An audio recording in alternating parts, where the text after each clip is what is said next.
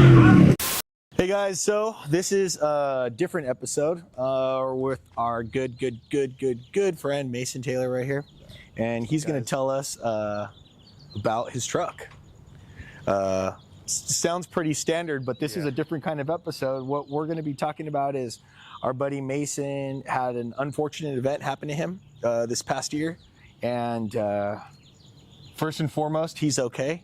Family's okay. People that were involved are okay. And when I say okay, no one was airlifted, but there was an accident on the highway. Close to being airlifted, but gnarly stuff. Find it, yeah. We're going to talk about that, and we're going to get into this.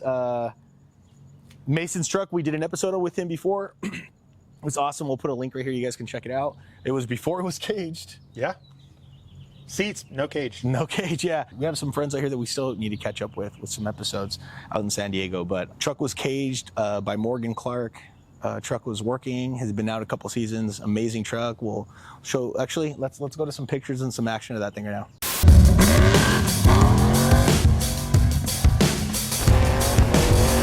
As you can see, truck totally ripped, amazing truck.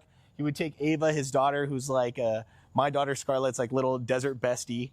You know, it's a family vehicle, man. It was the family desert boat. Family affair, man. Right? Oh yeah. Yeah, the man. Fun haver, just like most families. Yeah, dude, just an enjoy the desert. Awesome vehicle out there. Lots of trips with, you know, Garrett, and Nick Gardner and a lot of the homies down here, just always out there ripping, going on beautiful expeditions. And on one of those expeditions this past year, some stuff happened. So we're going to talk about that. We're going to get into that.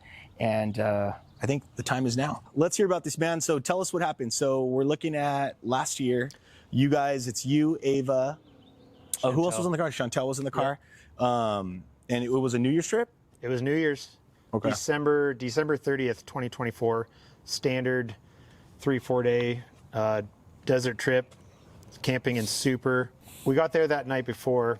And it was our first day, like going on an actual like ride. Right? Yeah. So, man, there's a big group. Michael Cox was there. There's a bunch of guys kind of scattered everywhere. Yeah. This was specifically Shell Reef. We weren't lagging, but we were making a couple stops. We were going to go into Fish Creek and hit trestles and do all that stuff on the way out and kind of just mosey on our way over there. And super busy weekend. You know, Pole Line Road gets just, I mean, it's like the 10 freeway out there. It's gnarly, man. Rowdy, lots of traffic. So we're like, let's just take Split Mountain down to the 78 and kind of shortcut. I'm trying to get off on Wolf Wells Road to go into Shell Reef, and I hung a left. I thought it was a turn. I slowed down. I accelerated again to go about whatever, another 100 yards up the road. We got our turn signals on. My buddy Aaron in the black GMC, who you guys have probably seen that truck. Yeah, I think so. 4-door. He was behind me. His signal was on. So you guys are coming to, like, you're slowing down on the highway. We're slowing down, like real slow. We're already pull into barely 5 miles an hour. And you guys are waiting for oncoming traffic, which is pretty standard coming from that way. Yep, we had one RV coming. After the RV, as far as you can see, it was open. Clear road. So I start making my left-hand turn, and before I got even through the lane, it felt like I drove over like a landmine. Like, we got hit from behind. The G-force spun us around. Somehow my foot got buried into the accelerator. The engine was like on the chip. Damn. Zero control. You see everything spinning, still not really knowing what happened. The truck made a 270-degree rotation, so we're basically facing opposite of the direction we were turning. Right. And the tire, we're still on asphalt, so the tires hooked up and high-sided us and put us on the lid of the truck. I mean, full panic inside the cab. I luckily shut the engine off, got the kill switch turned off to eliminate any, you know, potential fire hazards. Yep, Ava was screaming. I mean, it was like a get me out of here type situation.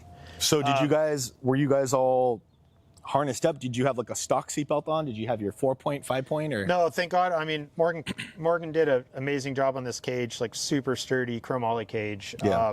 PRP seats, PRP harnesses, the whole 9 yards. my buddy Aaron ran across the street, climbed up on top of the truck. I was trying to get the door open, but you know, I don't think you really realize the weight of a door when it's not. Yeah, when it's not, so swinging it's leaning out. on you. I could barely get the door open, being buckled in. But he helped open the door, and then we climbed out of the cab pretty quick. And Signals. 2 trucks with signals on. She still decided to pass, hit us in the back at about 60 mile an hour. Dang, And bro. it was a hard hit. That's pretty much a bomb at that point, dude. 60 miles an hour, pretty much at a dead stop. It felt like we drove over a landmine. Yeah, or that's one of what you were those, saying. One of those Something that bombs explodes. Yeah. After that, we got out, and it was kind of like an inventory, no cuts, bruises. Like nobody's like The adrenaline's going. Mount the kill switch within reach. Within reach arm's of distance right. of you being strapped in and not being able to Yeah. to get it. So Yeah. That's a good point. You guys Yep. should think about that. I wonder how mine's mounted in the ergonomics Frontier. is everything. Yeah, you need to be able to reach everything strapped in. The dust is settling. Right. You guys get out of the car, you're assessing the family, you're assessing kind of everything. Like what happened from that point? We got a hold of CHP. A passerby was there in like an overland kind of 4-wheel drive Tacoma type setup. Right. So an overlander actually got to use all the shit in the back of his car. Dude, he For was once. so I'm just eager- kidding, guys. he was so I'm just eager- kidding. It's just a joke. So eager Take to it bust easy with out the the hate brand mail. new toe strap. To the rescue, dude. Those guys are like our desert EMTs in a way, you know? I mean, he was at the right spot at the right time.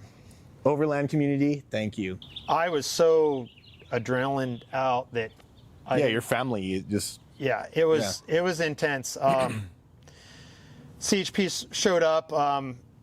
The new thing now is if there's any type of rollover accident, the helicopter shows up, mandatory, to evaluate possible transport or anything. So right.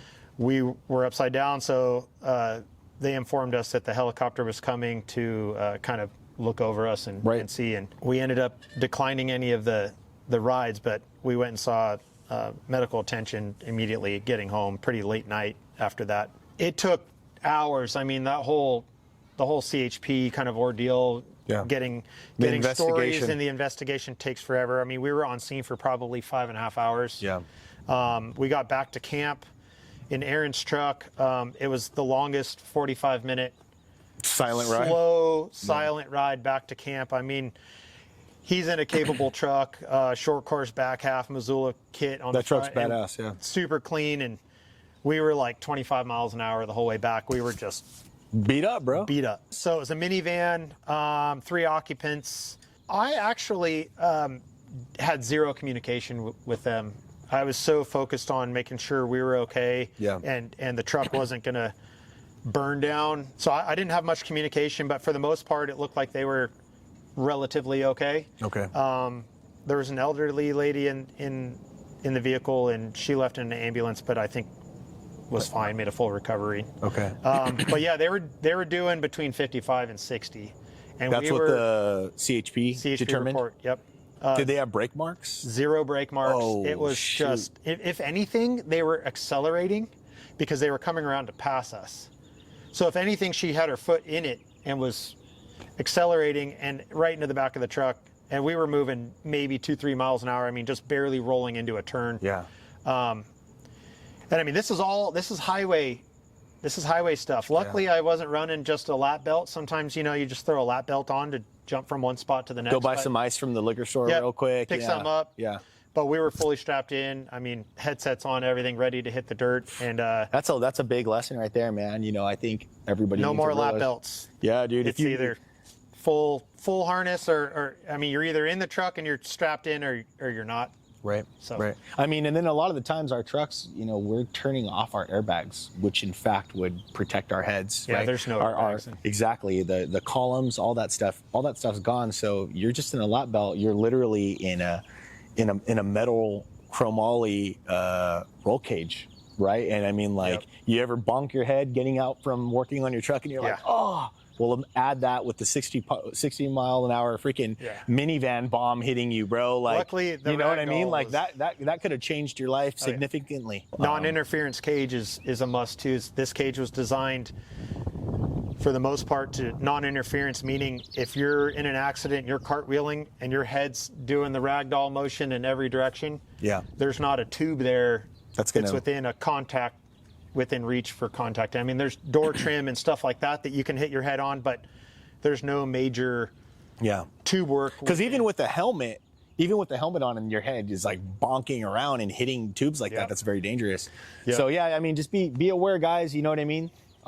Super scary, something to take home, maybe even to share with friends. I know like sometimes we'll go out to the desert and see people just cruising around even with side-by-sides without helmets sometimes, and I mean that's a whole other story for another time. Be safe, man. Protect your loved ones, you know.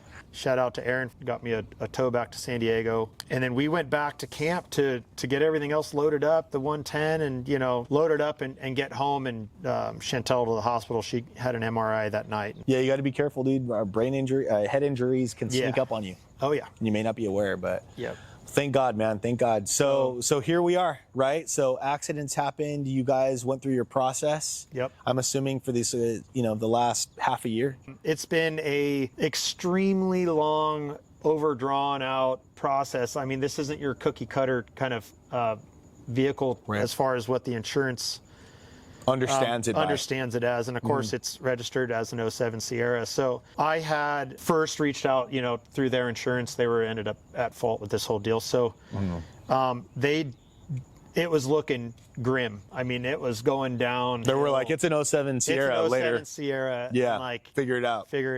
I mean, I had multiple adjusters. I had specialty adjusters. I had their managers out here.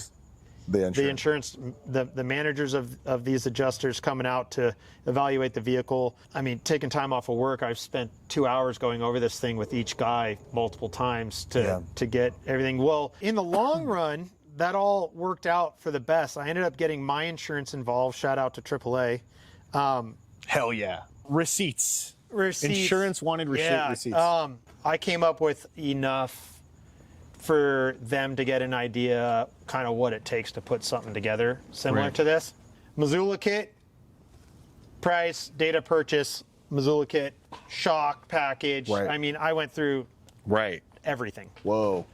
So it was a long process. How did that even work? It was full coverage, but it was under an 07 Sierra, which is, I don't know what they're worth nowadays, maybe 10 to 13 grand. So I wonder if there is a premium type of like additional insurance people can get. There's amendments. If there is, let us know in the comments. You guys could help us out. Insure it for what it is, not what it's worth to Kelley Blue Book. Right. Got it.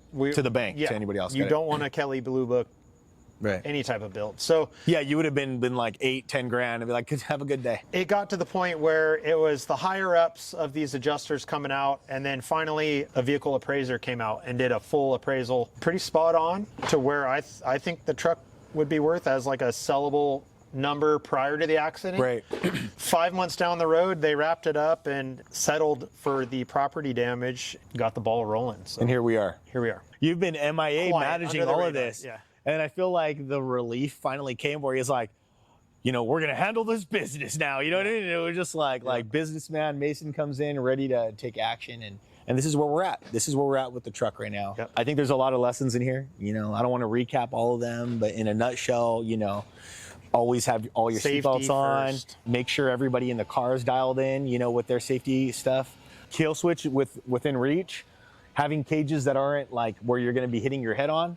Keeping receipts. Mason is now going to be rebuilding this truck. Again, we didn't get to feature this truck for what it was before with the new cage that Morgan had put in and a couple other things that he had done. Again, beautiful truck. Garrett, GX Spice shot some awesome pictures of this thing. I was going to say, we can cut to some of those images. We did a photo shoot for Tread Magazine about a month and a half prior to the accident. So. Wow, well, that's good timing. But sucks, but good timing. I guess tune in for the next episode. We're going to be going over the truck, kind of where we're at, where Mason's at with the rebuild, what's going on with that, and what the next steps are. So hang in there. We'll see you guys next time. Later. Later.